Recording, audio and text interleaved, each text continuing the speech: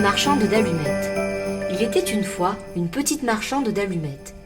Le soir de Noël, elle marchait dans la rue, au milieu d'un froid glacial, avec dans son tablier une grande quantité d'allumettes.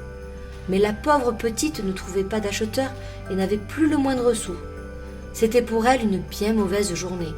Elle avait perdu ses pantoufles et de gros flocons de neige tombaient dans ses longs cheveux blonds.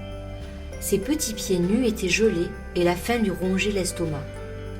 Épuisée, la petite marchande s'affaissa dans un coin, entre deux maisons. Les lumières brillaient aux fenêtres et l'odeur de dinde rôtie s'échappait dans la rue. Si seulement je pouvais utiliser une seule petite allumette pour réchauffer mes mains, se dit-elle. Ni une ni deux, elle en prit une et la frotta sur le mur. Comme elle brûla, la flamme était magnifique et projetait sur le mur une étrange lumière.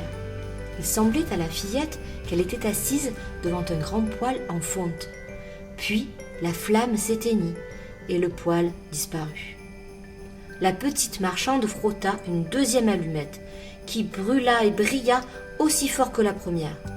La partie du mur où était projetée la lumière devint transparente et la fillette pouvait voir jusque dans un salon. Sur la table, une oie rôtie fumait avec un parfum délicieux.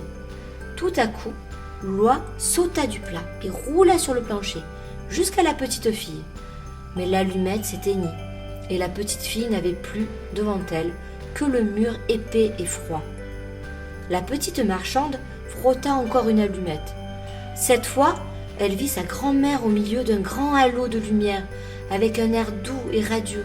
« Grand-mère, s'écria-t-elle, emmène-moi, sinon je sais que tu vas disparaître, comme le poêle et l'oie rôtie. » La grand-mère prit alors la petite fille dans ses bras, et toutes les deux s'envolèrent, joyeuses, si haut dans le ciel qu'il n'y avait ni froid, ni faim, ni peur. Tout le monde ignora les belles choses que la petite fille avait vues ce soir-là, et comme elle fut heureuse de revoir sa vieille grand-mère pour Noël,